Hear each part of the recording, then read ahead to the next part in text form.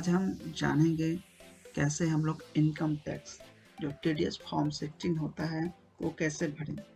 सबसे पहले चीज़ ये है कि टीडीएस फॉर्म भरने के लिए हमें form number 16 TDS schedule number 31 1A part 1 part B ये सब भरना पड़ता है, जो ग्रीन कलर का फॉर्म मार्केट में मिलता है, जो हमें फरवरी के मंथ में देना पड़ता है।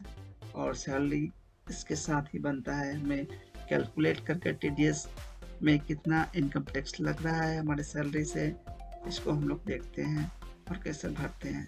चलिए हम लोग वीडियो स्टार्ट करते हैं और देखेंगे कैसे हम लोग टीडीएस फॉर्म भरें। तो सबसे पहले हम लोग अपना जो एनुअल सैलरी जो मिलता है उसको हम लोग भरेंगे ये सैलरी फॉर्मेट में।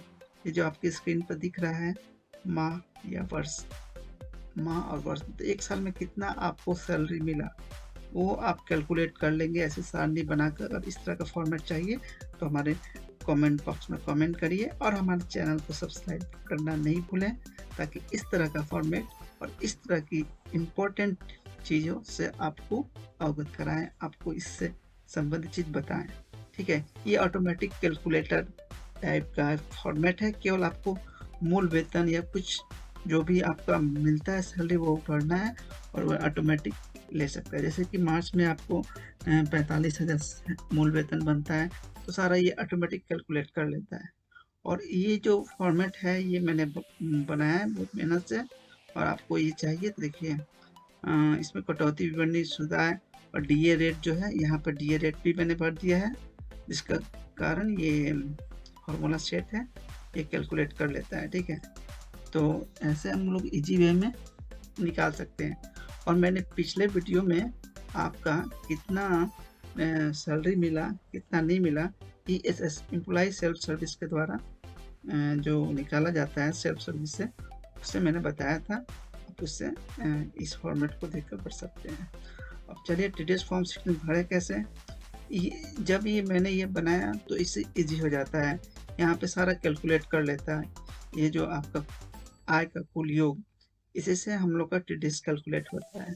तो ये ऑटोमेटिक जनरेटेड फॉर्मेट है जो एक्सेल फॉर्मेट में बना हुआ है। और अब टीडीएस फॉर्म 60 में जाइएगा और भरिएगा तो सारा, जैसे कि यहाँ पे मैं नाम लिखता हूँ, सैलरी स्टेटमेंट जो आपका ये बन जाएगा, तो उसके बाद हम लोग आगे बढ़ेंगे। आगे बढ़ने के लिए फिर हम लोग टीडीएस फॉर्म 60 में जाएंगे। ये करदाता का नाम, पद नाम, कार्यालय का नाम, पैन नंबर और कोषागार का नाम, ट्रेजरी का नाम लिख देंगे। ये वेतन विवरणी हो गया, जो आपका पे स्टेटमेंट में जितना है वो ऑटोमेटिक यहाँ पे आ जाएगा।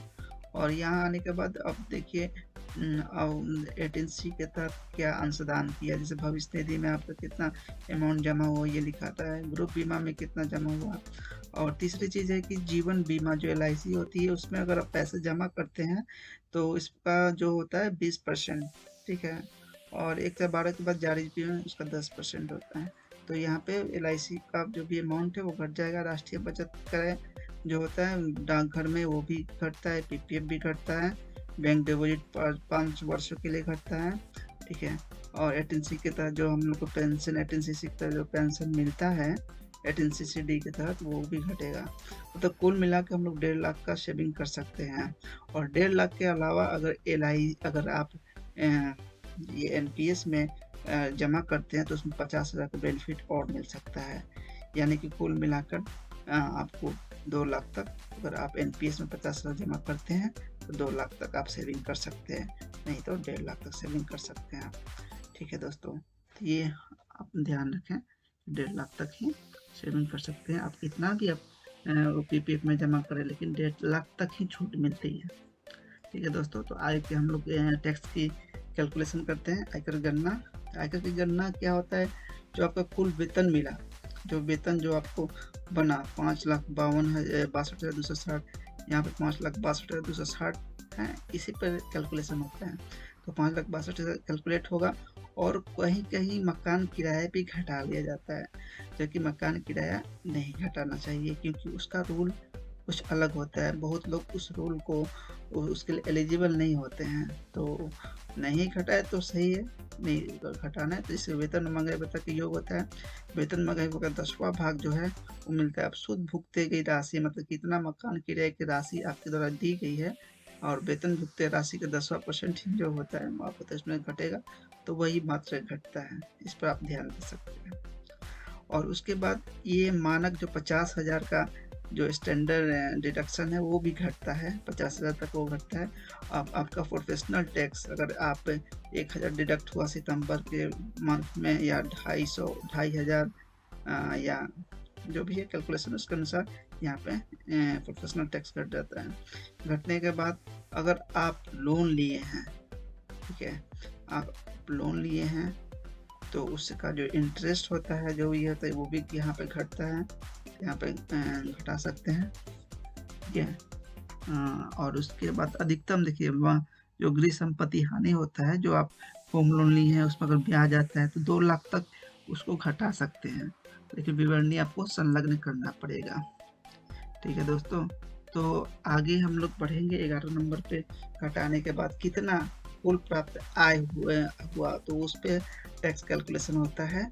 और इसके बाद जो हम लोग बचत किए 1.5 लाख तक वो यहाँ पे घटेंगे, ठीक है। घटने के बाद जो एनपीएस है, अगर एनपीएस में आपको 50,000 एक्स्ट्रा जमा करते हैं, 1 लाख जमा करते हैं तो 50,000 तक छूट मिल सकता है। फिर उसके बाद हम लोग चलेंगे 18CCG के तहत राजीव गांधी इक्विटी बचत योजना में म्यूचुअल फंड पर। म्यूचुअल फंड पे जो होता है 50% की राशि तक माफ होगी। 1.5 लाख के अलावा जो 50,000 एनपीएस है उसके अलावा 50% अधिकतम जो है 25,000 तक आपका माफ हो सकता है। और आपका हेल्थ इंश्योरेंस का भी 25,000 तक, 60 वर्ष अधिक वरिष्ठ नागरिक को हैं तो उनका 50,000 तक माफ हो सकता है। ये 1.5 लाख के अलावा मैं बता रहा हूँ, ठीक है। और 18DD या 18DDB 18U के अंतर्गत जो भी है उसका प्रमाण पत्र अगर होता है तो कटौती का उसमें भी छूट मिल सकता है, ठीक है। 10(1)(a) है। ये सारा जो 18DD है 18E है, ये जब आपका सैलरी कभी जो मिलता है बकाया एरियर हो जाता है तो उसके तहत ये माफ होता है, जिसका विवरणी संलग्न करना पड़ता है। अब हम देखेंगे 16 में घटने, ये तो मैंने बता दिया। 17 देखेंगे, अगर आप एजुकेशन लोन लिए और एजुकेशन लोन पे अगर कटता है तो वो यहाँ पे घटा सकते हैं 18E के तहत, ठीक है। देखिए मकान संपत्ति ऋण ब्याज जो 50,000 तक माफ है, वो 2 लाख वो अलग चीज था। जो स्वयं कब्जे वाले आवासीय मकान पर ब्याज है उसका लॉस हो रहा है उस पर ये हो सकता है। और 18E के तहत आपका जो ऋण होम लोन पे है यहाँ पे ये घटेगा, ठीक है। आप देख रहे हैं ना यहाँ पे 18 नंबर कॉलम में देखिए यहाँ पे घट सकता है। क्योंकि मैं ये सब मेरे अंडर में नहीं होता है, मैंने ज़्यादा पढ़ा नहीं, ज़्यादा लोन के चक्कर में नहीं है, इसलिए मेरा ये 0 है, ठीक है। मेरे फॉर्मेट में अधिकांश 0 ही होता है, ठीक है।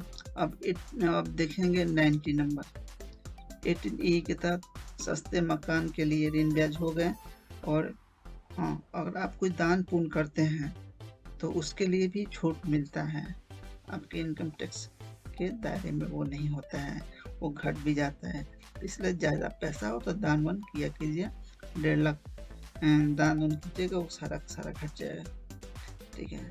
और उसके बाद 18T के तहत जो ब्याज के अधिकतम राशि की कटौती होती है, जो आपको बैंक खाते में टीडीएस की कटौती होती है, उसको आप 18TT के तहत घटा सकते हैं, ठीक है। अब हम लोग टैक्स कैलकुलेशन करेंगे। टैक्स कैलकुलेशन में 2.5 लाख का शून्य है, ठीक है। और 2.5 लाख से ऊपर अगर जाते हैं तो उसका 20% लगता है। 2.5 लाख से 5 लाख के बीच 20% और 5 लाख से 10 लाख के बीच 30% होता है, ठीक है। तो मैं यहाँ पे इंफॉर्मेशन इसके लिए मैं लिख देता हूँ ताकि लोग कंफ्यूज हो जाते हैं। यार फॉर्मेट में वैसा बनाया नहीं है, लेकिन फिर भी मैं लिख देता हूँ 2.5 लाख है और 2.5 लाख से मैं कमेंट बॉक्स में लिख दूंगा। यहाँ पे चूंकि वैसा नहीं है, आप लिख सकते हैं 5, 20, 30 देख सकते हैं। जैसे मेरे 5 पे होता है 2.5 लाख से 2.5 लाख से ऊपर 5 लाख तक 20% होता है, नोट कर लें। और 5 लाख से 10 लाख के बीच 30% होता है टैक्स, ठीक है। और 18(7)(a) के तहत जिनका अधिकतम आय, यानी कि यहाँ पे ये 4,64,000 दिख रहे हैं, 5 लाख के अंदर तक है, तो उनको 12,500 की छूट मिल जाता है टैक्स में, ठीक है। तो देखिए इसका 10,709 है तो छूट मिल जाएगा, यानी कि इसका टैक्स 0 होगा, ठीक है, इसका टैक्स नहीं लगेगा। इसी तरह ये फॉर्मेट फॉर्म 16 है इंग्लिश वाला, जो बिल्कुल ही इजी है, ठीक है, बिल्कुल ही इजी है, आप इसको भर सकते हैं। नहीं भरेंगे तो केवल ऊपर यहाँ ये विवरण नहीं भरेंगे तो ऑटोमेटिक ये भी ले लेगा। जो आप ऊपर भरें उसी के अनुसार इसमें भरा जाता है, में कोई दिक्कत नहीं आएगा, ठीक है। मैं जो क्रॉस सैलरी रिडक्शन सारा चीज़ वही है। अगर आप हिंदी वाले भर लेते हैं तो ये भी ऑटोमेटिक हो जाते हैं, ठीक है, सारा चीज़ वही है 18(7) है ये। तो इस तरह से आप TDS फॉर्म खुद से भर सकते हैं, कैलकुलेट कर सकते हैं। और ये फॉर्मेट आपको चाहिए तो मेरे कमेंट बॉक्स में कमेंट करें या मुझे मेल करें, आपके ईमेल आईडी पे उपलब्ध करा दूंगा। तो आपको ये वीडियो कैसा लगा? अगर अच्छा लगा तो प्लीज़ मेरे चैनल को सब्सक्राइब कीजिए, शेयर कीजिए और लाइक करना नहीं भूलिए। Thank you for watching this.